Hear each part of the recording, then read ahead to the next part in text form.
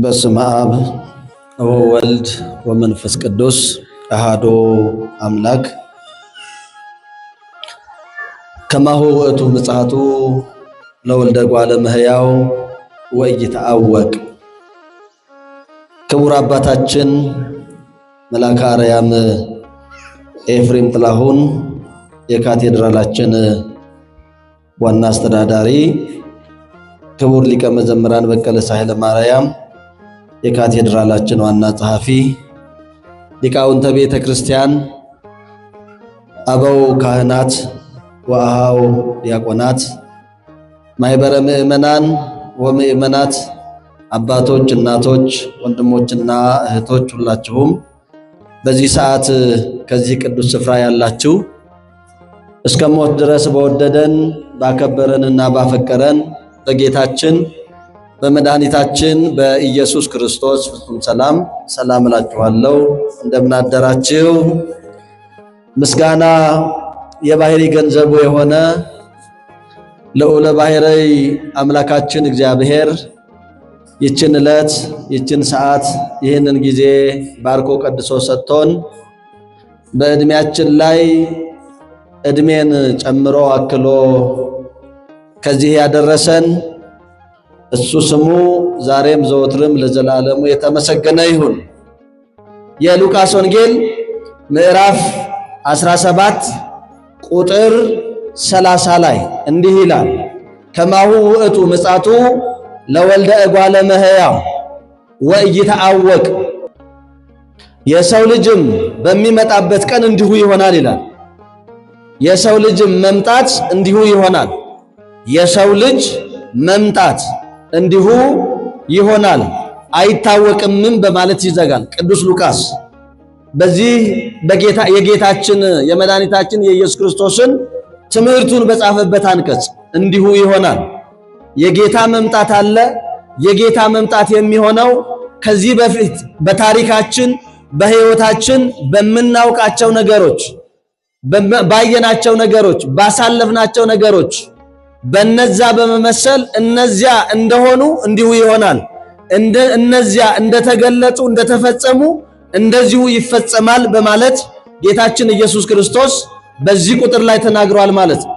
ምናልባት ወንጌሉን ሰብሰብ አድርጎ ለማየት ከቁጥር 1 ጀምሮ ምዕራፍ 17 ከቁጥር 11 ጀምሮ ያለው እስከ 20 ያሉትን 10 ቁጥሮች ስንመለከት ጌታችን ኢየሱስ ክርስቶስ ያደረገውን ተአምራት እንመለከታለን። 10 ለምጻሞች፣ 10 በለምጽ የተመቱ ከማህበረሰብ የተገለሉ በሕይወታቸው የረከሱ ያነሱ ሰዎች፣ የተቸገሩ ሰዎች ከዚህ ከእንሰታቸው ከችግራቸው ከለምጻቸው የሚያነጻቸው ለመሻት ብዙ የደከሙ የወጡ የወረዱ ነገር ግን ያልተሳካላቸው ዕለት ቀንቷቸው በለስ ገጥሟቸው ጌታችን ኢየሱስ ክርስቶስ በዚያ በመንደራቸው ሲያልፍ አዳኝ መሆኑን አይተው ወደሱ ቢጮሁ ቢያለቅሱበት እዘንልን ቢሉት ተሳሃለነ እግዚኦ ወልደ ዳዊት የዳዊት ልጅ ኢየሱስ ሆይ እዘንልን ብለው ጮሁ። ወደ ማን? ወደ ክርስቶስ። ጮኸታቸውን ሰማና ሂዳችሁ ራሳችሁን ለካህን አሳዩ አለ።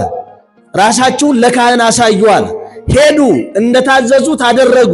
ራሳቸውን ለካህን አሳዩ፣ አስመረመሩ፣ ከለምጻቸው ነጹ ይላል። ክብርና ምስጋና ለአምላካችን ይሁንልን።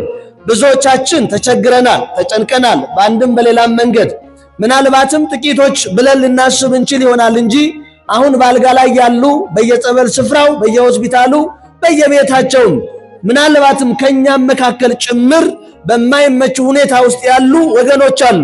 ስለዚህ እነዚህ ወገኖች የሚሉት ምንድነው? ሊሉት የሚገባው ምንድነው ከተባለ ተሳሃለነ ወልደ ዳዊት ነው። የዳዊት ልጅ ሆይ ማረን፣ እዘንልን፣ ራራልን። አለቀ። ሌላ ነገር የለም። እሱ ካዘነልን ከራራልን ነገሮች ይታጠፋሉ። እንዲህ ይመልስልናል። ሄዳችሁ ራሳችሁን ለካህን አሳዩ፣ ንስሐ ግቡ ማለት ነው። ተናዘዙ ማለት ነው። ስለ ኃጢአታችሁ ተጸጸቱ ማለት ነው። ንስሐ ግቡ፣ ሄዳችሁ ንስሐ ግቡ። ክርስቶስ በብዙ መንገድ በብዙ አይነት በብዙ ሁኔታ ፈውሷል። አንዱ የመፈወሻ መንገዱ ይህ ነው። ለምሳሌ በሌላ ቦታ ለምጽ የያዘውን ሰው ትፈቅድኑ መሰፈቀድ ከትክል አንጾሆትየ ብሎ ሲቀርበው ብትወድስ ፈቃድ ቢሆንስ ልታነጻኝ ትችላለህ ሲለው እፈቅድ ንጻህ ነው ያለው። እወዳለሁ ዳን ሲለው ወዳው ዳነ ይላል። ነገር ግን በዛው እንዳይቀር ለሙሴ የሙሴን ሕግ ትፈጽም ዘንድ ሂደህ ራስህን ለካህን አሳይ ብሎታል። እነዚህንስ ቀጥታ ሄዳችሁ ራሳችሁን ለካህን አሳዩ ነው።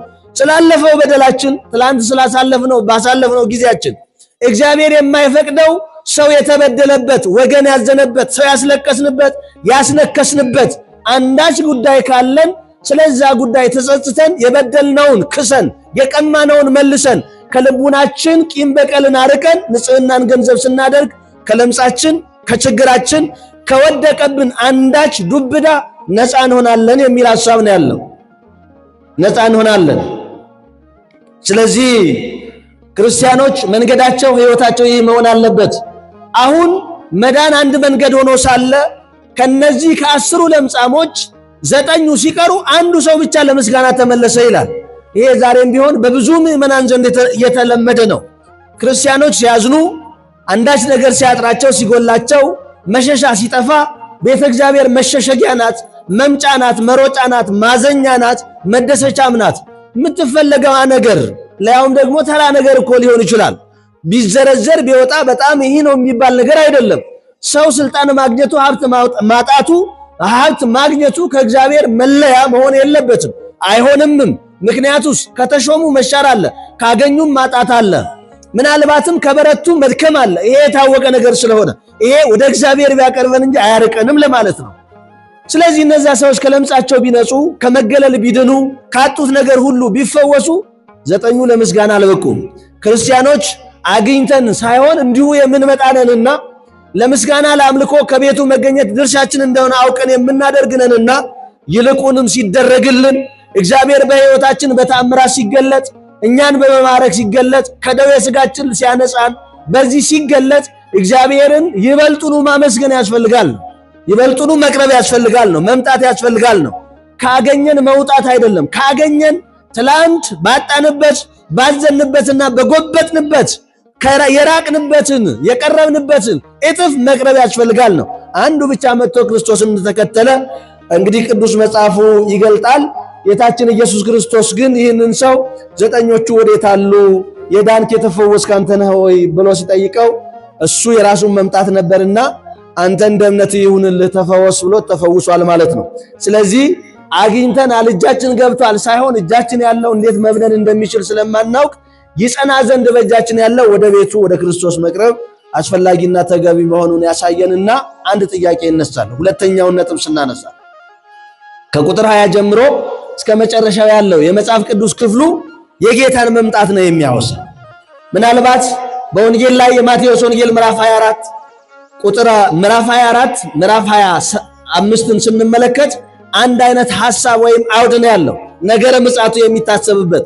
በዚያ ላይ የማቴዎስ ወንጌል ጸሐፊ ቅዱስ ማቴዎስ ሐዋርያት የጠየቁትን ነገረ ምጽአቱን የዚህን ዓለም መጨረሻ ያን ጥያቄ መሰረት አድርጎ ያስተማረ ሲሆን በዚህኛው የጌታ መምጣት እንዲሁ ይሆናል የሚለውን ትምህርት በሰጠበት በዚህኛው አንቀጽ ፈሪሳውያን የሚባሉት አካላት ጠይቀውት ነው እንዲህ በማለት የእግዚአብሔር መንግስት መች ትመጣለች የሚል ጥያቄ። የእግዚአብሔር መንግስት ምናልባት ለብዙዎቻችን ጥያቄ ላይሆን ይችላል። ማናችንም የመጠበቁ ነገር ስለዚህች መንግስት ስለዚህች ሁኔታ የማሰላሰሉ ነገር ስለሌለ ብዙዎቻችን አይምሮአችን ተጨንቆ ተይዞ ያለው በዚህ ዓለም በኃላፊው ዓለም ሳንወደው በግድ የሚከዳንን ዓለም የምንከተል ስለሆነ የምንመኝ ስለሆነ የምናየው ስለሆነ ውስጣችንም አፋዊ ማንነታችንም የሚመለከተው የዚህን ዓለም ነገር ስለሆነ ክርስቲያኖች ግን የዚህ ዓለም ነገር ኃላፊ ጠፊ መሆኑን ስለሚያውቁ ስለሚገነዘቡና ስለሚረዱ ህልማቸው በእያንዳንዱ ሁነት የእግዚአብሔር መንግስት ነው። የማን መንግስት ነው? አቤት የእግዚአብሔር መንግስት ነው። የክርስቲያኖች ህልማቸው ኑሯቸው ለዛች ነው የምንኖር። ለዛች መንግስት ይህች መንግስት ወሳኝ መንግስት ናት። ይህች መንግስት አስፈላጊ መንግስት ናት። በጸሎታችን ሳናስታጉል የምንጠራት እኮ ናት። ትምጻ መንግስትከ መንግስት ትምጣ። እሱን ካመሰገንነው በኋላ ስምህ ይቀደስ ካልን በኋላ መንግስት ትምጣ ነው የምንለው ያለ። ከምስጋና ቀጥሎ መንግስቱን ነው የምንሻ። ትምጣልን፣ እንውረሳት፣ ገንዘብ እናድርጋት፣ እንንገስባት፣ እንኑርባት የምንላት መንግስት ናት። ይህች መንግስት መች እንደምትመጣ ለምን እንደምትመጣ እንዴት እንደምትመጣ ብዙዎቻችን ግድ የለንም። ምናልባትም ሻል ያልን ብለን እንኳን ብንወስድ ከነዛ ከሳምራውያን ሰዎች የተሻለ ምልከታ የለንም። እሷ ትምጣ እንጂ እሷማ ርስታችን፣ እሷማ ቤታችን፣ እሷማ ጌታችን የሚያወርሰን ነው ብለን ከመቀበል የዘለለ እውነት የለም በውስጣችን ማለት ነው። ከዛ በላይ ነው መሆን ያለበት፣ የጸና ነው መሆን ያለበት፣ የበረታ ነው መሆን ያለበት። ፈሪሳውያን ታዲያ በነሱ አመለካከት አንዱ ይጠብቁት የነበረ መንግስት እግዚአብሔር ነበርና የእግዚአብሔር መንግስት መቼ ትመጣለች? ከወዴት ትመጣለች? እንዴት ትመጣለች? ብለው ጠየቁ። እስኪ እኛ ምን ጠይቅ? የእግዚአብሔር መንግስት መቼ ትመጣለች? እኛ ሁላችን ነፃ የምንወጣባት፣ እኛ ሁላችን ረፍት የምናገኝባት፣ እኛ ሁላችን ሰብዕናን በምልአት የምንኖርበት፣ እኛ ሁላችን የክርስትናን ምስጢር በትክክል የምንገነዘብባት ዓለም የእግዚአብሔር መንግስት።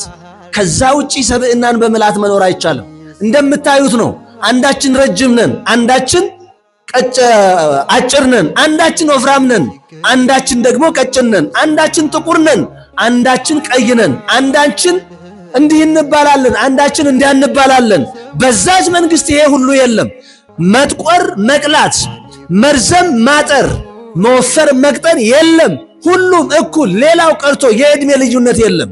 አቤልና እኛ እኩል ዕድሜ ያለን ሰዎች ነው የምንሆነው።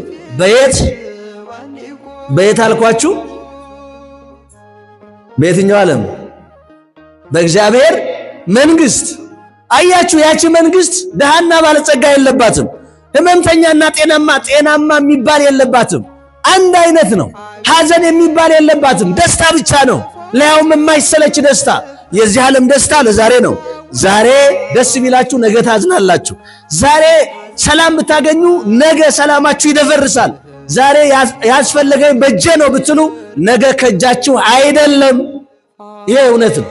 የዕለት ተዕለት ኑሯችን ነው። ያ መንግስት ይሄ የሌለበት ነው። ይቺ መንግስት ብትመጣ፣ ይቺ መንግስት የኛ ብትሆን፣ አሁን የዚች መንግስት አካላት ብንሆን መልካም ነበር። ከውስጣችን ከሆነ የዓለም ነገር ገብቶን ከሆነ እንደ ቅዱስ ዮሐንስ ወንጌላዊ ሲጽፍ ወአኀው የታፍቅርዎ ለዓለም፣ ዓለምን አትውደዱት ወኢዝሃለው ውስተ ዓለም፣ በዓለምም ያለውን ዓለሙኒ ኃላፊ፣ ዓለሙ ኃላፊ ነው። ወኢዝሃለው ውስተ ዓለም፣ በዓለምም ያለው ይሄ በውስጣችን ቦታ አግኝቶ የሆነ ከሆነ ይች መንግስት ብትመጣ፣ አሁን ባለን መልክና ጠባይ፣ አሁን ባለን የኑሮ ዘይቤ ይች መንግስት ብትመጣ አትቀበለንም። ይች መንግስት ብትታደል ብትሰጥ ለኛ አትሆንም፣ ለማናችንም። ምክንያቱ ሲባል እንደምታዩት ነው። እውነቱ ከኛ በጣም የራቀ ነው። እውነቱ ከኛ የተሰወረ ነው። እኛ ስለ እውነት ሳይሆን በዚህች ስላለች ጉዳይ ብቻ የምንጨነቅ ነን። እውነት ተሰውሮን የተሰወረውን ምስጢር ለመግለጽ ለቅጽበት እንኳን ማናስብ ነን። እንዲህ ሆነን ብትመጣች መንግስት የኛ አይደለችም። ለዚህች መንግስት ሊያበቃ የሚቻለውንና የሚገባውን ገንዘብ እንድናደርግ አምላካችን ይርዳል። ቅዱስ ጳውሎስ በዚህ በሐዋርያት ሥራ ምዕራፍ 14 ከቁጥር 22 ላይ ስትመለከቱት እንዲህ ይላል፣ እስመ በብዙ ጻማ ወሕማም አለወነ ንባአ ለመንግሥተ እግዚአብሔር፣ በብዙ መውጣትና መውረድ ወደ እግዚአብሔር መንግስት እንገባ ዘንድ አለን ይላል። እና ባይሆን ኖሮ ጻድቃን አባቶቻችን ከሞቀ ቤታቸው ከደመቀ ኑሯቸው ተነስተው ለምን በረሃ ይመርጡ ነበር?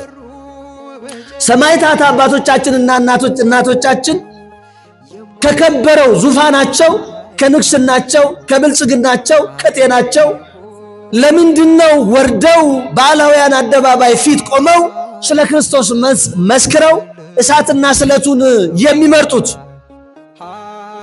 የመንግስቷ ጉዳይ እኮ ነው። የዚህ መንግስት ጠባይ እንደዚያ ስለሆነ ነው። ለዚህ ቅዱስ ጳውሎስ በብዙ መውጣትና መውረድ የእግዚአብሔር መንግስት ልናገኛለን በማለት ተናገረ። ስለዚህ ይችን መንግስት መቼ ትመጣለች ብለው ጠየቁት። እሱም መልሶ እንዲህ አላቸው፣ የእግዚአብሔር መንግስት በመጠባበቅ አትመጣም። አንድ እነኋት በዚህ ናት ወይም እነኋት በዚያ ናት አይሏትም። የእግዚአብሔር መንግስትስ እነኋት በመካከላችሁ ናት። አያችሁ የእግዚአብሔር መንግስት በመጠባበቅ አትመጣም። አንደኛ መልስ ነው። የእግዚአብሔር መንግስት በዚያ ናት አትባልም። የእግዚአብሔር መንግስት በዚህ ናት አትባልም። መንግስተ ሰማያትስ ነዋ ማእከሌክሙ፣ መንግስተ ሰማያትስ እነሆ በመካከላችሁ ናት። ማን? ክርስቶስ ኢየሱስ። ልብ በሉ ያኔ ፈሪሳውያን ሲጠይቁት እንደዚህ ተሰብስበው እሱ በመካከላቸው ሆኖ ሲያስተምራቸው እነሆ መንግስተ ሰማያት ብሎ ሲያሳያቸው ምን እያሳያቸው ነው? በመካከላችሁ ናት ብሎ ሲነግራችሁ እዛ አይደለችም እዚህም አይደለችም፣ በመጠባበቅ እናንተ ባሰባችሁት መንገድ በለካችሁት መንገድ አይደለም፣ መንግስተ ሰማያትስ እነሆ በመካከላችሁ ብሎ ሲያሳያቸው ራሱን ነበር የሚያሳያቸው። ያለ እውነት ነው። ለክርስቲያኖች ርስታችን፣ ለክርስቲያኖች ምግባችን፣ ለክርስቲያኖች መጠጣችን፣ ለክርስቲያኖች ልብሳችን፣ ለክርስቲያኖች የሚያስፈልገው ነገራችን ሁሉ ክርስቶስ ነው። ክብርና ምስጋና ለአምላካችን ይሁንልን። ከፍ አድርጋችሁ አመስግኑት። እሱ የክብር ባለቤት እሱ ነው። የሁላችን ርስት ሆኖ የሚሰጠን የምንወርሰው የሚወረስልን ርስታችን ክርስቶስ ነው። መንግስተ ሰማያት ተብሎ ለኛ የታደለ የተሰጠ ገንዘብ የምናደርገው ዛሬ በከበረ ደሙ ምግብነት፣ በከበረ ስጋው በቅዱስ ስጋው ምግብነት፣ በከበረ ደሙ ሕይወትነት የሚያሳድገን የሚያለመልገን ነገ ደግሞ ርስት ሆኖ የሚወረሰን ብዙ ማለት ይቻላል። ይህንን ብለው መለሰላቸውና ደቀ መዛሙርቱንም እንዲህ አላቸው ይላል ከሰው ልጆች ቀኖች አንዲቱን ታዩ ዘንድ የምትመኙበት ወራት ይመጣል፣ ነገር ግን አታዩዋትም ይላቸዋል። ከሰው ልጆች ቀኖች አንዲቱን ታዩ ዘንድ ትመኛላችሁ፣ ትሻላችሁ። ብዙ ነው። እግዚአብሔር ከኛ ጋራ ያለበት ቀን የሚኖርበት ቀን በሁሉም ቀን ከኛ ጋራ ነው። ግን በተለየ ቀን በተለየ ሁኔታ ከኛ ጋራ ያለበት እኛ ከእግዚአብሔር ጋራ የምንሆንበት የእግዚአብሔር ቀን ናት ብለን የምንጠራት። ለምሳሌ ይህች ዕለተ ሰንበት ናት። የእግዚአብሔር ቀን ተብላ ትጠራለች። የማን ቀን ተብላ ትጠራለች? የጌታ ቀን። ራእይ 1 ቁጥር 7 ላይ ስትመለከቱት በጌታ ቀን ይላል። በማን ቀን? በጌታ ቀን። አሁን በጌታ ቀን ሰዎች የት ይሆናሉ ሲባል ሰዎች የፈለጉበት ቦታ ይሆናሉ። በጌታ ቀን ከጌታ ጋር መሆን ለክርስቲያኖች ይገባ ነበር።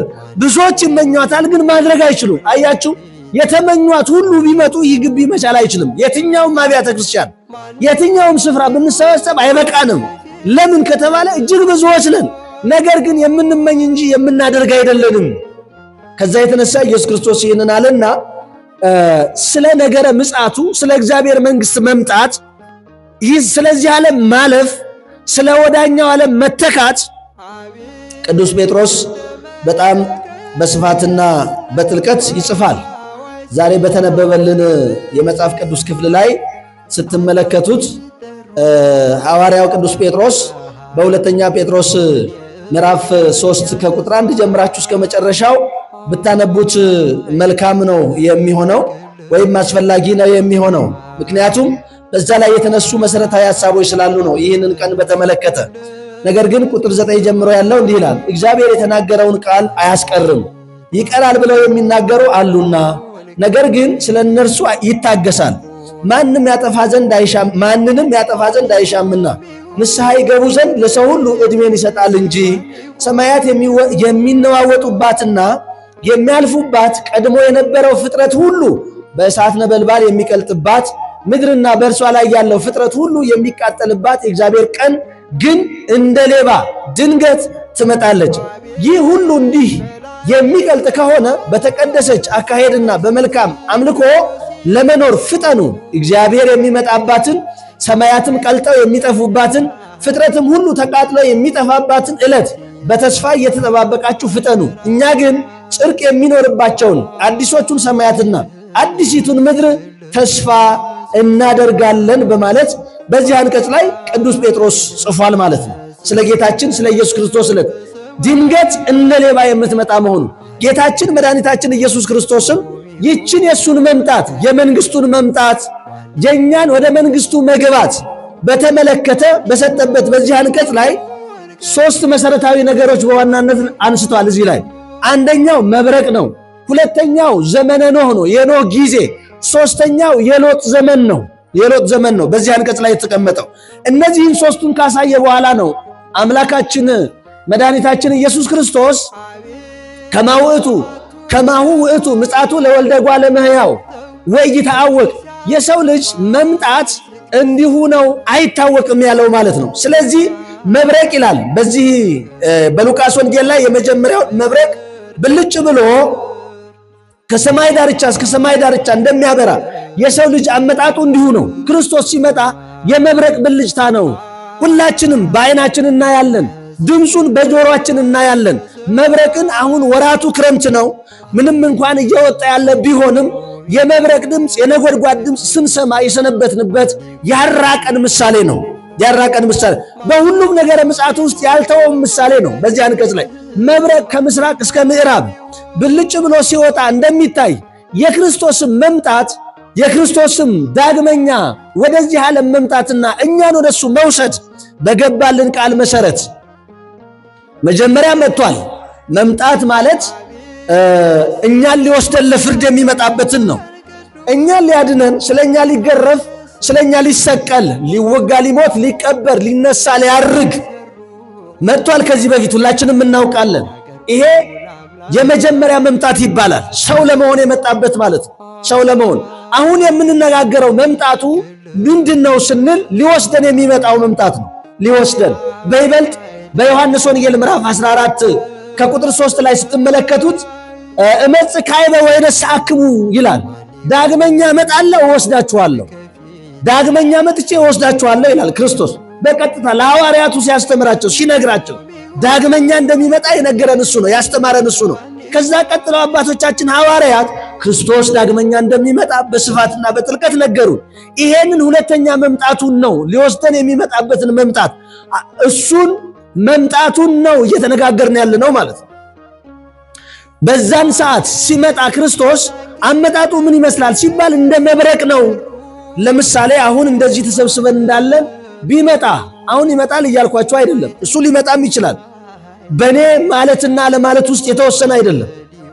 የሱ ስልጣን ነው። ይሄ የባህሪ ክብሩ ነው። ቢመጣ አይናችን እያየ መብረቅ ብልጭ ሲል እንደምናየው ይሆናል ማለት ነው፣ ይከሰታል ማለት ነው ምጽአቱ፣ የክርስቶስ ምጽአቱ። ስለዚህ ስለ መብረቅ ስለ መብረቅ ብልጭታ ስለ መብረቅ መፈጠር ቅጽበታዊ እንደሆነ የተገነዘብን ከሆነ እኛ ያ መብረቁ ብልጭ ሲል ያለንበት ሁኔታ ደግሞ አስቡት። መቼም ብዙዎቻችን ልንደነግጥ እንችላለን። መብረቅ ብልጭ ብሎ ሲጮህ እንደነግጣለን። ልክ ነው። ብዙዎቻችን በጣም ልንርበተበት እንችላለን። የለመድነውም እንኳን ብንሆን ድምፁን ያወቅነው እንኳን ብንሆን ወራቱ ክረምት ነው ብልጭታ ነጎድጓድ ይኖራል ብለን ብናስብም እንኳን ሊያስደነግጠን የሚችል አንዳች ኃይል ውስጡ የሚኖረው ብልጭታ ወይም ነጎድጓድ አለ ማለት ነው። አለ አልፎ አልፎ የሚከሰት። ስለዚህ የት ነው የምንሆነው? እንዴት ነው የምንሆነው? እሱን ማሰብ ነው። የቱ ጋር ሆነን ነው ብልጭ ያለው? ክርስቶስ ሲመጣ እንደዚሁ ነው። የትም ሆነን በየትኛውም የዕድሜ ክልል፣ በየትኛውም የእውቀት ደረጃ፣ በየትኛውም ያለማወቅ ሁኔታ፣ በየትኛውም የጽድቅ ሥራ፣ በየትኛውም የኃጢአት ሥራ ላይ ሆነን ያ እንደ ብልጭ እንደሚልና እንደሚታይ ሁሉ የክርስቶስን መምጣት እንደዚሁ ነው አለ ጌታችን መድኃኒታችን ኢየሱስ ክርስቶስ። ስለዚህ እንዲህ ከሆነ ምንድነው መሆን ያለበት? ይሄንን ነው ማሰላሰል። ክርስቲያን መምጣቱ እንዲህ ከሆነ ከኔ ምን ይጠበቃል የሚለውን መስራት ብቻ ነው የሚጠበቅበት፣ ሌላ ከሱ የሚጠበቅ አይደለም። እንዲሁ ነውና አለ። ቀጠለና ነገር ግን ከዚህ ሁሉ አስቀድሞ ብዙ መከራን ይቀበላል። ይቺ ትውልድ ትንቀዋለች፣ ትፈታተነዋለችም አለ። ያ ክርስቶስ ዳግመኛ ከመምጣቱ በፊት እስከዚህ ድረስ ስሙ ዝቅ ይላል ነው። ዛሬ ዓለማችን ላይ የምናየው የምንሰማው ነገር ለአንዳንዶቻችን ድንቅ ሊሆን ይችላል። ለአንዳንዶቻችን ደግሞ የመውደቂያ ምክንያት ሊሆነን ይችላል። እንዴት በስሙ ይነግዳሉ፣ እንዴት በስሙ ያሾፋሉ፣ እንዴት በስሙ ስሙን ይሳደባሉ የሚሉ ሰዎች ከዚህ የተነሳ የሚሸማቀቁ ክርስቲያኖች ግን ሊሸማቀቁ አይገባቸውም። ለምን? ወንጌላቸው ምን ይላል? ወንጌላችን ምን ይላል? ይሄን መፈለግ ነው ከኛ የሚጠበቀው። አሁን ለምሳሌ በዚህ አንቀጽ ላይ እንዲሁ ከመሆኑ በፊት አለ ክርስቶስ ኢየሱስ ከዚህ ሁሉ አስቀድሞ ብዙ መከራን ይቀበላል አለ። ይህች ትውልድም ትንቀዋለች አለ፣ ትፈታተነዋለችም አለ። በእርግጥ አሁን ከሚናቅ ስሙን ከምንፈታተነው ይልቅ ሥጋ ለብሶ በመጣበት ሰዓት በሱ ላይ የሆነው የተደረገው ነገር እጅግ እጹብ ድንቅ የሚያሰኝ ነው። ቃላት የማይገልጡት ነው። በዛን ሰዓት እንደዛ ያደረጉበት ዛሬ በስሙማ ከዛ በላይ ሊያደርጉበት ይችላል። ይዋሹበታል። በስሙ ላይ ይዋሻሉ። ስሙን ያንቋሽሻሉ። ስሙን ሌላ መልክ ሊሰጡት ይችላሉ። በስሙ ያልተገባ ስራ ሊሰሩ ይችላሉ። ይሄ ሁሉ ሊሆን ያለው ነገር ነው። እነዚህና የመሰሉት ወደፊት ሊነሱ ያላቸው ነገሮች ሁሉ ከሆኑ በኋላ የሚሆን ነው በማለት ይናገርና ወደ ሁለተኛው ዘመነ ኖህ ያመጣናል መጽሐፉ ማለት ነው። በኖህ ዘመን እንደሆነው የሰው ልጅ በሚመጣበት ጊዜ እንዲሁ ይሆናል።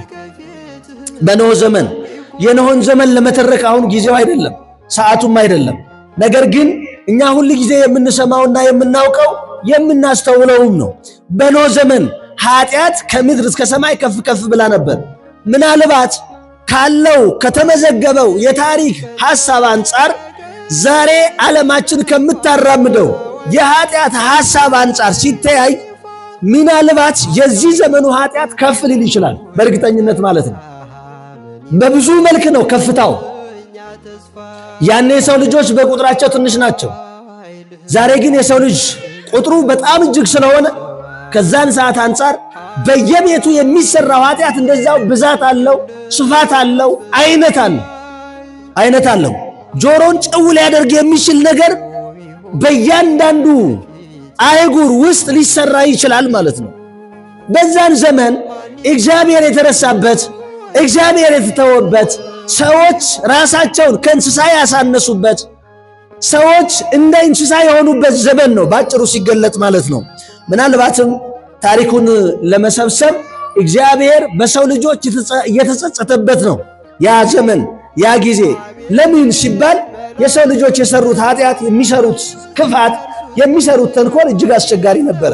በዚህ በምዕራፍ ኦሪት ዘፍጥረት ምዕራፍ 6 ላይ ስትመለከቱት በጣም የሚያሳዝን ዘመን እንደነበረ ይናገራል የመጽሐፍ ቅዱስ ክፍላችን ማለት ነው። እግዚአብሔርም የሰዎች ክፉ ሥራ በምድር ላይ እንደበዛ የልባቸው ሐሳብ ምኞትም ሁል ጊዜ ፈጽሞ ክፉ እንደሆነ አየ ይላል።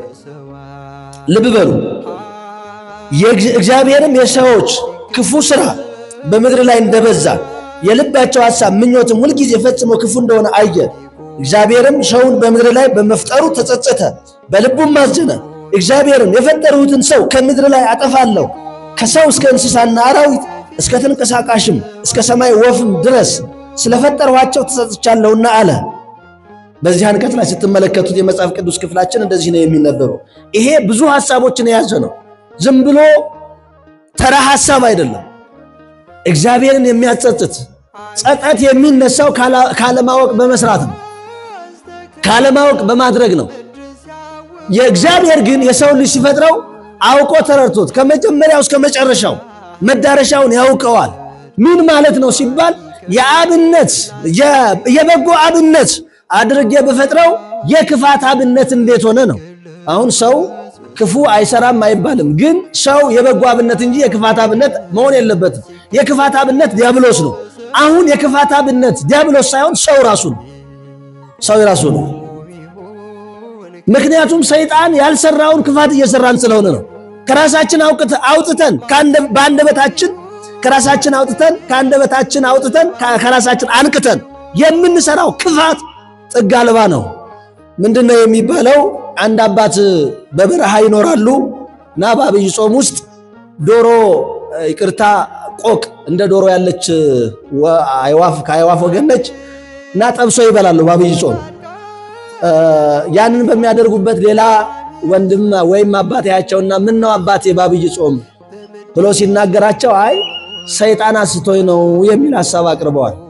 ኧረ እኔ ይህንስ ላስታቸው አይደለም ራሴም አላውቀውም እንደዚህ እንደሚሆናል ይባላል። ሰይጣን ራሳቸው ፈልገው ያደረጉት ስለሆነ ነው። የሰው ልጅም ዛሬ ኃጢአቱን ከራሱ እያነቃ ነው የሚሰራው ብዙ ማለት ነው፣ ብዙ ነገራችን። ስለዚህ የኖህ ዘመን እንደዛ አይነት ስለነበረ እግዚአብሔር በሰው ልጆች ክፋት የተነሳ በምድር ላይ የምድርን ገጽታ የሚቀይር መከራ ለማምጣት የተነሳበት ጊዜ ስለነበረ ያንን በማንሳት በኖህ ዘመን እንደሆነው እንዲሁ ይሆናል። በኖህ ዘመን ምን ያደርጉ ነበር የሚለውን ሉቃስ ራሱ ያብራራዋል፣ በጥቂቱም ቢሆን ማለት ነው። በዚህ አንቀጽ ላይ ሉቃስ ያብራራዋል። ኖህ ወደ መርከብ እስከገባባት ቀን ድረስ ሲበሉና ሲጠጡ ሲያገቡና ሲጋቡ ነበረ ይላል። ሲበሉ ሲጠጡ ሲያገቡ ሲጋቡ ነበረ። ወይም የሥነ ፍጥረት ስርዓት አልተቋረጠም። በዛ ውስጥ ደግሞ የነዛ ሰዎች ሊያደርጉት የሚገባቸውን የትኛውንም ኃጢአት ያደርጉ ነበረ። እግዚአብሔር ግን ተናግሯል። ምን በማለት ለኖህ አንድ መልእክት አስተላልፎለታል። ይህ ዓለም በፊቴ ቆሽሿልና አጠፋዋለሁ፣ ስለዚህ የምትድንበትን መርከብ ስራ አለው። እሱ መርከብ በሚሰራበት ሰዓት 7 ካህናት መጥተው ምን አሉት? ኖህ ምን እየሰራ ነው አሉት። ሽማግሌ ሰው ነው፣ ትልቅ ሰው ነው። ኖህ እኔማ እግዚአብሔር ይችን ምድር አጠፋታለሁ ብሎኝ የምድንበትን መርከብ እንድሰራ ስላዘዘኝ መርከብ እየሰራሁ ነው ምድንበትን አለው። በስንት ዘመን አመጣለሁ አለው? በ120 ዘመን አላቸው። ኦሪቱ እንደዛ ነው የሚለው። በ120 ዘመንማ አመጣለሁ ካለህ እኮ ቀላል ነው፣ ጊዜው ገና ነው። ስለዚህ አንተ ስራ መልካም ነው ብለው ዘብተውበት እኛ 100ውን ዘመን እንዳሻን እንሆናለን፣ እንጨፍርበታለን፣ እንደንስበታለን፣ የፈለግነውን እናደርግበታለን፣ በ20ው ዘመን ግን ንስሐ እንገባበታለን አሉ። እንደዚህ አይነት ህይወት እንዳንመራ ክርስቲያኖች፣ ነገ የእናንተ እንደሆነች የምታውቁ ሰዎች አላችሁ። ድምፁ ከሚሰማችሁ ሰዎች ነገ ጳጉሜ ስንት ነው? 3 ነው። ነገ የኔ ነው ብላችሁ የምታስቡ ሳይሆን የእናንተ እንደሆነች በትክክል የገንዘብ ያደረጋችሁ ይሄን በእጃችሁ ስልጣኑ በእጃችሁ የሆነ ሰዎች አላችሁ። ማናችንም የለንም። እኔ የለኝም። የእናንተንም እንኳን መናገር ባልችል እኔ ነገ የኔ ይሁን አይሁን የማውቅበትም መንገድ የለም። ይሄንንም የማደርግበት ስልጣን የለኝም። ስልጣኑ የማን ነው? የእግዚአብሔር ነው። እግዚአብሔር ቢሰጠኝ ነገም እንደዚሁ ልንገናኝ እንችላለን። ካልሰጠን ግን በቃ እንሄዳለን፣ አለቀ። ሌላ ምንም ታምር የለም። 20 ዓመት አይደለም አንዲት ቅጽበት፣ አንዲት ሰዓት የማቆየት ስልጣን የእግዚአብሔር እንጂ የመቆየት ስልጣን እኛ የለንም። በእኛ ወገን ማለት ነው። ከኛ አንጻር ስንመለከተው የለም። 100ውን እንዳሻን እንሆንበታለን፣ በ20ው ንስሐ እንገባለን ብለው ዘብተው ወደ ኃጢአታቸው ተመለሱ። እግዚአብሔር ግን በፈቀደው ሰዓትና ቅጽበት ማየ ከሰማይ በ7 ወገን ከምድር በ70 ወገን የፈላ ውሃ ራስን እንደ ድንጋይ የሚደበድብ በረዶ ወርዶ ዓለም ገጽታዋ መልኳ ተቀየረ። አሁን የምታዩት የዓለም ገጽታ በሙሉ በዛ ቅጽበት የሆነ ነው። በዛ መቅሰፍት የሆነ ነው። ከስነ ፍጥረት ወገን ኖህ ይዟቸው ከገባው ስነ ፍጥረት በቀር አንድም ሳያቀር አሮ ተንተክትኮ የቀረበት ነው ማይ ማለት። ያ ሲሆን እነዛ ሰዎች 7 ካህናት ይበላሉ፣ ይጠጣሉ፣ ያገባሉ፣ ይጋባሉ፣ ያርሳሉ፣ ይቆፍራሉ፣ ያጭዳሉ። ይሄ ሁሉ ነበረ። ስለዚህ የጌታ ምጽአት እንዴት ይሆናል? አቤት ከኔ ጋር ናችሁ? የጌታ ምጽአት እንዴት ይሆናል? እንደዚሁ እያለን ልብ በሉ። መንፈሳዊ ስራውን እንኳን እንዲሁ እያለን ብንወስደው እየተማማርን የጌታ ምጽአት ሊሆን ይችላል። ያን ያያችሁ ከሆነ ያኛው የገባችሁ የተረዳችሁ ከሆነ የጌታ ምጽአት እንደዚሁ ይሆናል በማለት ቅዱስ ሉቃስ የጌታችን የመድኃኒታችን የኢየሱስ ክርስቶስን ትምህርት በዚህ አንቀጽ ላይ በዚህ መልክና ሁኔታ አስቀመጠ። ስለዚህ እነዛ ሰዎች በዛ እንደጠፉ ይህች ዓለም በጌታ መምጣት እንደዚሁ ትጠፋና የመንግስቱ ወዳጆች፣ የመንግስቱ ወራሾች፣ ለመንግስቱ ውድ ዋጋ እየከፈሉ ያሉ ስለ መንግስቱ የሚኖሩ ሰዎች ለመንግስቱ ይበቃሉ ማለት ነው። ታዲያ ሶስተኛውና የመጨረሻው በዚህ አንቀጽ ላይ የተቀመጠልን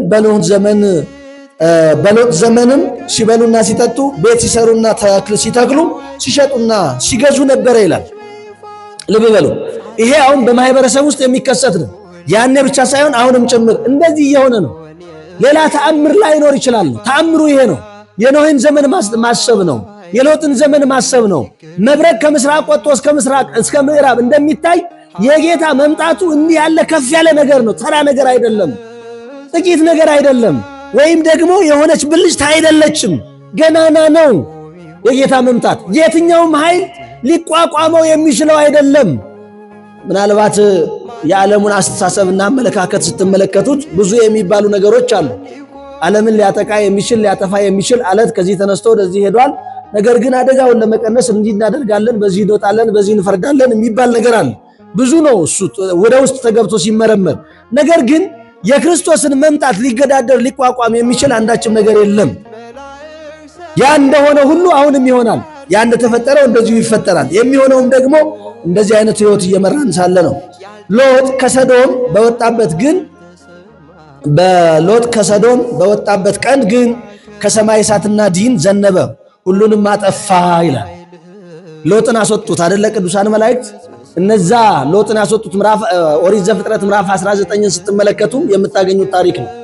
በዛ ላይ ያለውን ታሪክ ማሰብ ነው።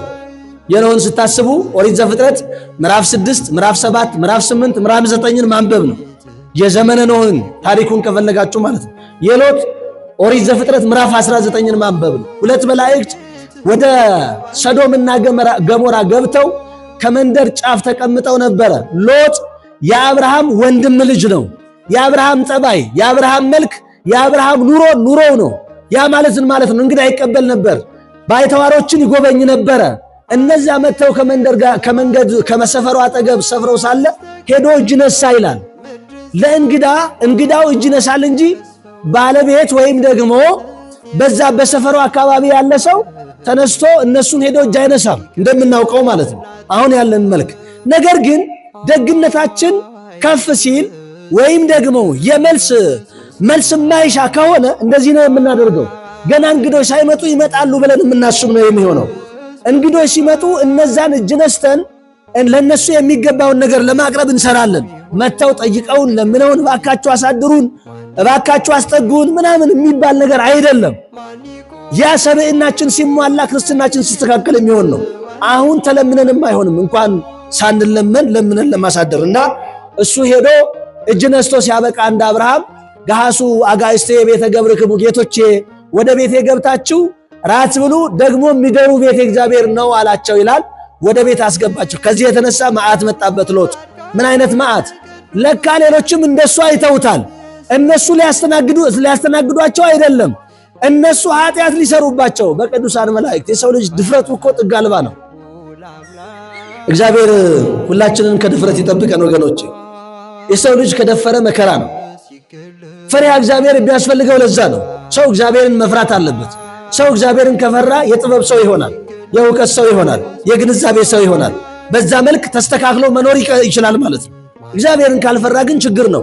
አሁን ለምሳሌ በዓለማችን የሚደረገው ኃጢአት የሚፈጸመው ኃጢአት ከምን የተነሳ ነው ሲባል ከድፍረት የተነሳ ነው። ከእውቀት አይደለም፣ ከእውነት አይደለም፣ ከማትረፍ አይደለም፣ ከድፍረት የተነሳ የሚመጣ ነው።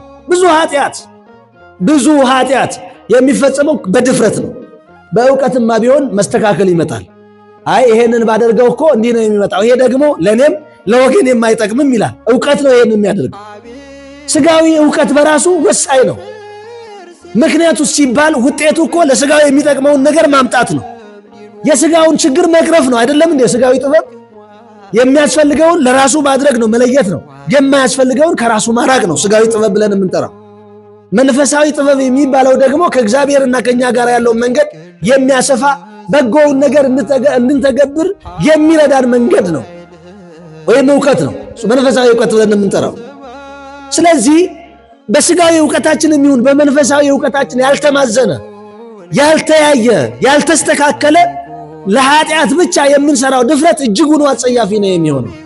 እነዛ ሰዎች በሎጥ ቤት የገቡትን ሰዎች ሰው መስለው ቅዱሳን መላእክት ናቸው። የደረሱትን መላእክት መሸትሸት ሲል ጊዜው ሲይዝ ምን ብለው ነው የጠየቁት? ከአንተ ቤት 2 ሰዎች ገብተዋል፣ ስለዚህ እነሱን አውጣልንና እንድረስባቸው ነው ያሉት። በቀጥታ ገጽ ንባቡ የሚነበበው እንደዚህ። ይሄ እንግዲህ ድፍረት ነው፣ እውቀት አይደለም። እውቀትማ ቢሆን እነማን ናቸው ይባላል። ምንድናቸው የገቡት ሎጥ ቤት ነው የሚባለው። እነማን ናቸው የገቡት? ለምንድን ነው የገቡት? እነዚህን ጥያቄዎች ማንሳት እውቀት ተኮር ናቸው። እውቀትን የሆነውን ነገር ከማወቅ አንጻር የሚነሱ ጥያቄዎች ናቸው። እነሱ ግን ከዚህ ሰዎች ገብተዋል አስወጣቸው ነው። አያችሁ፣ ይሄ ድፍረት ነው የሚሆነው። ከዛም በኋላ ወጥቶ እነሱን ተለማመጠ ነው። እንግዶች ናቸው፣ የሰው ሀገር ሰዎች ናቸው፣ አላውቃቸውም። ከዚያ አግኝቻቸው ቤተ እግዚአብሔርን ነው ብዬ አስገባኋቸው። እባካችሁ ተውኝ፣ እባካችሁ ለፏቸው ለመነ ስለ መላእክት፣ እነዛን ክፉዎች ማለት ነው። ግን እነሱ ምን አሉት? ሎጥ ናግባ። እሱ በሩን ወደ ውጭ ዘግቶ ነበር ብለው እሱን አስገብተው ሲያበቁ በሩን ዘጉት። እነሱ ከዘጉት መክፈት አይችሉም። እነሱ ስለ እንጨት በሩ ሳይሆን በቃ ነካው መልአኩ ከነካው አለቀ። እነሱንስ አይናቸውን አሳወሩ። ሌሊቱን ሙሉ የሎጥን ቤት ዙሪያውን ግቢውን ሲዞሩ ሲርመሰመሱ አደሩ። እነዛ መላእክት ከሎጥ ቤት ገብተው ምን አደረጉ? ሎጥንና የሱን ልጆች የኔ የምትላቸው ሰዎችም ካሉ ጥራቸውና ከዚህ ከተማ መውጣት አለብህ፣ ምክንያቱስ የዚህ ከተማ ምጽአት ደርሷል ብለው ለሎጥ ነገሩት። ሎጥ አማቾቹን ለመጥራት ሞከረ፣ ሚስቱን ለመጥራት ሞከረ፣ ልጆቹን ለመጥራት ሞከረ። ለሁሉም መልእክት አደረሰ። ነገር ግን የሰማው እሱና ልጆቹ ብቻ ነበሩ። ሚስቱ እንኳን መንገድ ደርሳ ከከተማው መላእክት እያቻኮሉ ይዟቸው ሲወጡ ከኋላ የሆነውን ነገር መለስ ወደ ኋላ ትዩ ተብለው ትእዛዝ አፍርሳ ወደ ኋላ ብታይ የጨው ሐውልቱን አቀርታለች። እግዚአብሔር ካለ አለ ነው። እግዚአብሔር ወደ ኋላ ትዩ ካላችሁ አለማየት ብቻ ነው። ሌላ ምንም ታምር የለም። እንዴት ወደ ኋላ ላይ አይባልም? ምክንያቱም ያዘዘው እግዚአብሔር ነው። ግን ያዘዘው ማን ነው የሚለውን መጠየቁ መረዳቱ አስፈላጊና ተገቢ ነው የሚሆነው።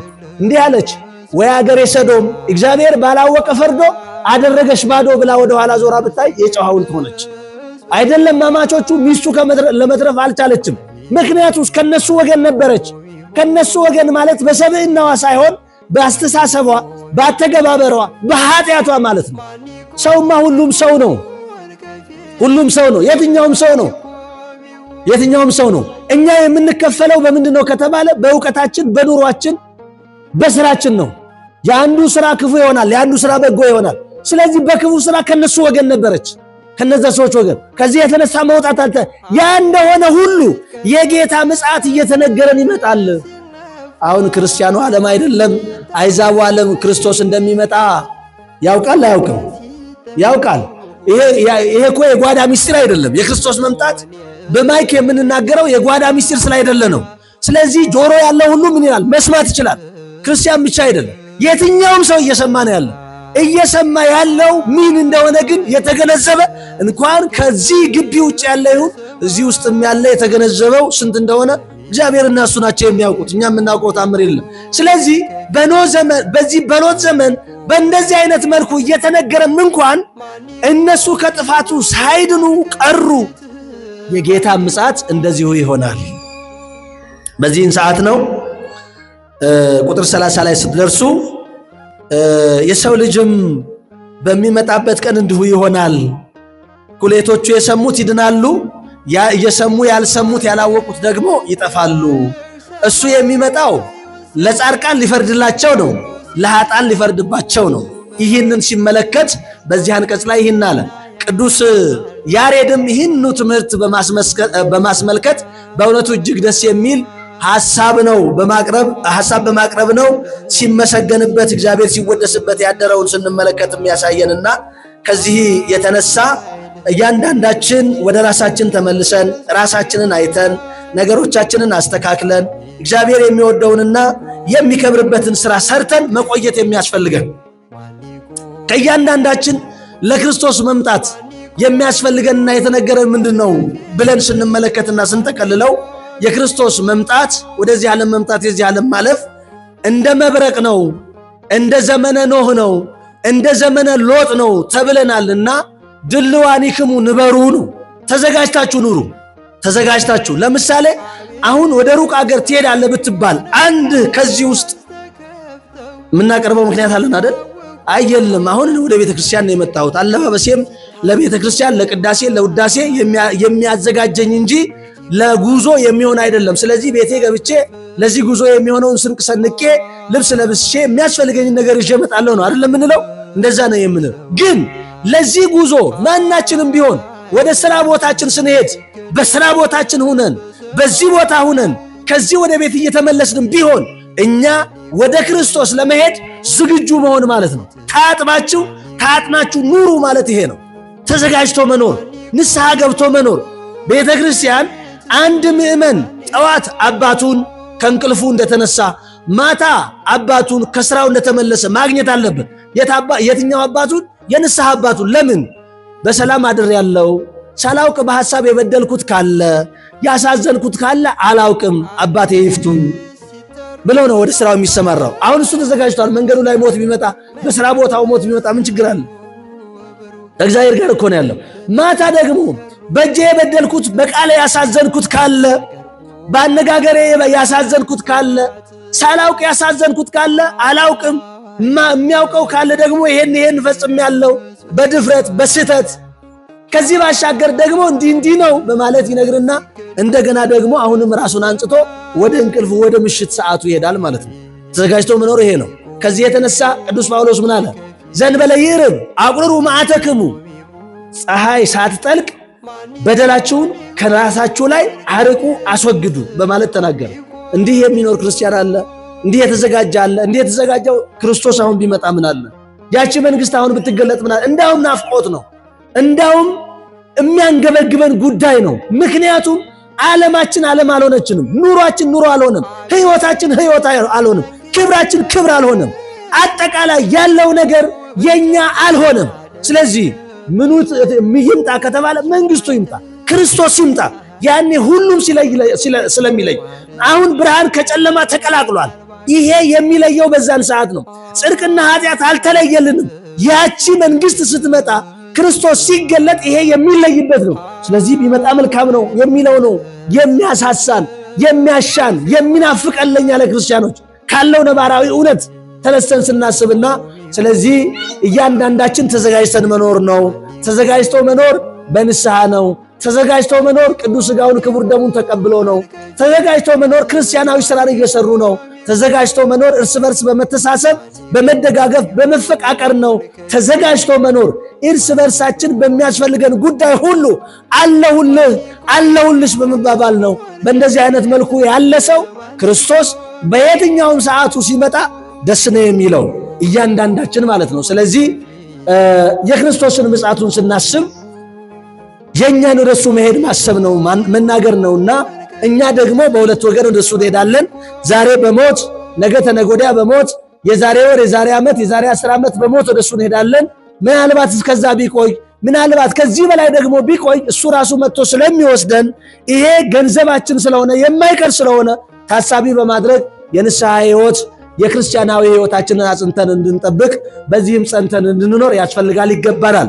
አምላካችን እግዚአብሔር ለእያንዳንዳችን የሚሻለውንና በጎ የሆነውን መንገድ ጥበብና ማስተዋል እንዲገልጥልን በዛም ራሳችንን አንጸን ለሱ የሚያበቃንን ከሱ ጋር ሊያኖረን የሚችለውን ሥራ ሰርተን እንድንኖር እሱ ይርዳን። ወስብሐት ለእግዚአብሔር። ይቆም።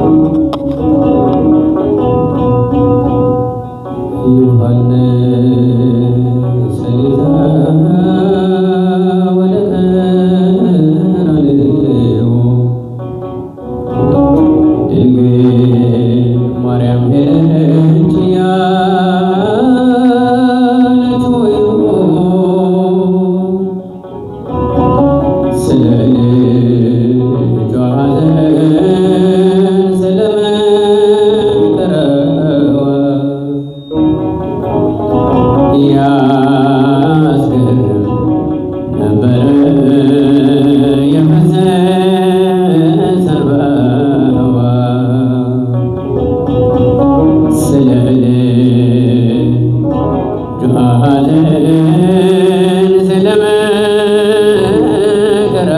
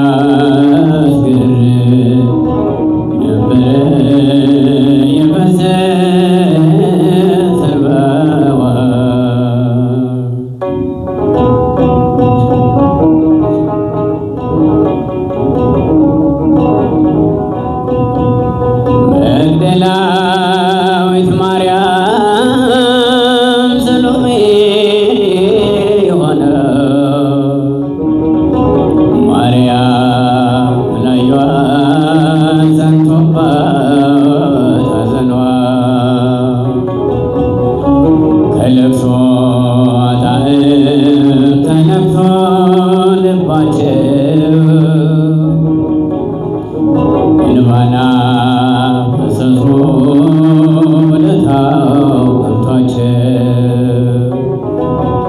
ከሁሉ ይበልጣል ያስደፋል አንገት የማርያም ሐዘን ዮሐንስን ይዛ ወደ ቀራንዮ ድንግል ማርያም ሄደች ያለች ሆዮ ስለ ልጇ ሐዘን ስለ መከራዋ ያስገርም ነበረ የፈሰሰ እንባዋ።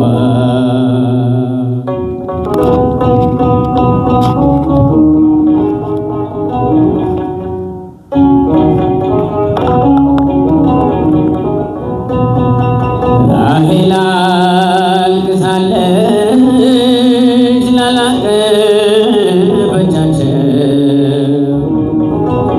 ማርያም ግን ብታለቅስ አዝላው ተሰዳለው።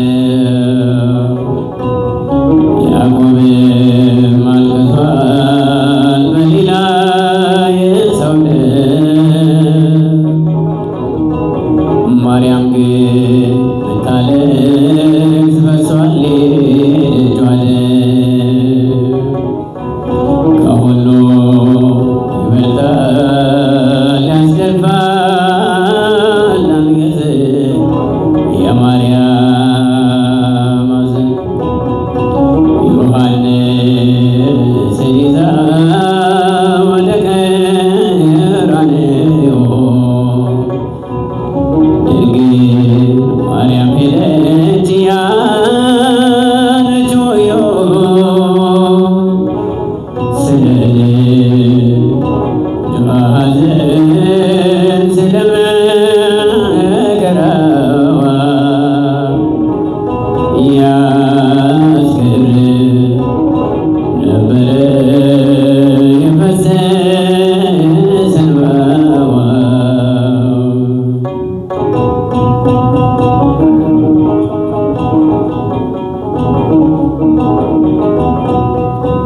ጠብቶ ስላደገ የድንግልና ጡቷ መቆም አልቻለችም ስታይ መጠማቱ በደም ተሸፍኖ ብታየው ውበቱን ለይልኝ አለችው ከሥጋዋ ነፍሷ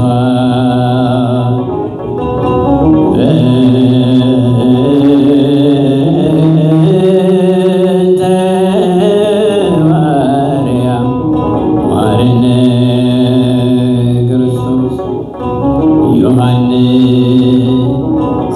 ይዛ ወደ ቀራንዮ ድንግል ማርያም ሄደች ያለች ሆዮ ስለ ልጇ ሐዘን ስለ መከራዋ ያስገርም ነበረ የፈሰሰ እንባዋ።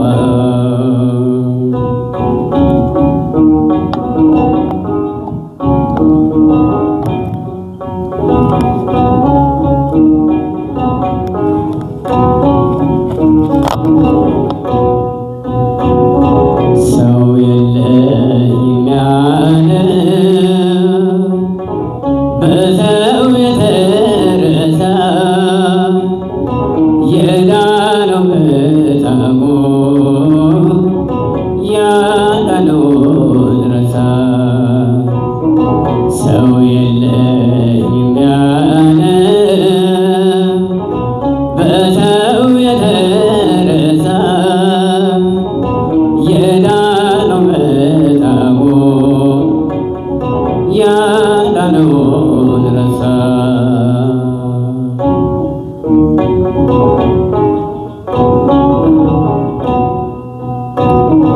በአምስቱ እርከኖች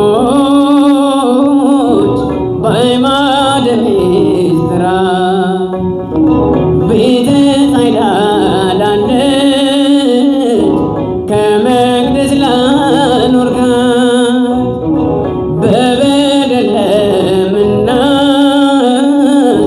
ምሕረትን ፍለጋ በንጽሐ ማረን ካራተ ዝንጋኤ ከኃጢአት አልጋ ሰው የለኝም ያለ በሰው የተረሳ የዳነው መታወቅ ያዳነውን ረሳ።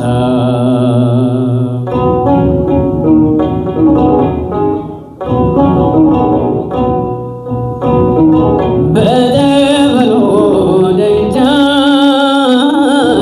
ለጸሎት የሚላክ ለቅዱስ ተማኝ የሚወርደው መልአክ በመንገድ ጠብቆ ሞትን የሚያሳልፍ ዛሬም ድረስልን ቀድመው ከገቡት ጋር ነፍሳችንን ልታይ ሰው የለኝም ያለ በሰው የተረሳ የዳነው መታወቅ ያዳነውን ረሳ።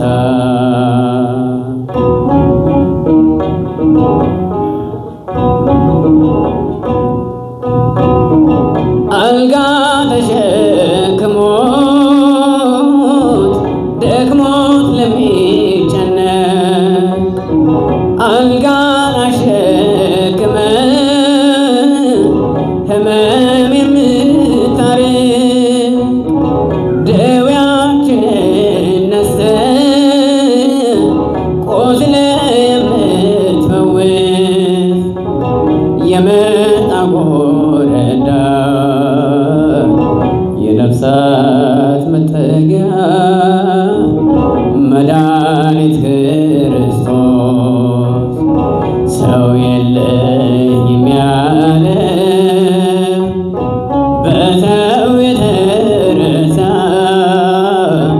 የዳነው መታወቅ ያዳነውን ረሳ።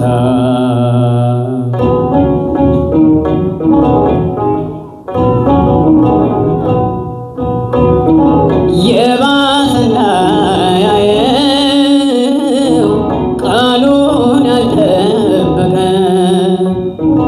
እጁን ሰዶ ዘግቶ ከደዌው ታረቀ። ሰንበትን የሻረ ከሚሉት እንዳልሆን ለትንሣኤው ደስታ የሰንበትን ጌታ ዓርብን እንከተል ሰው የለኝም ያለ በሰው የተረሳ የዳነው መታወቅ ያዳነውን ረሳ። ሰው የለኝም ያለ በሰው የተረሳ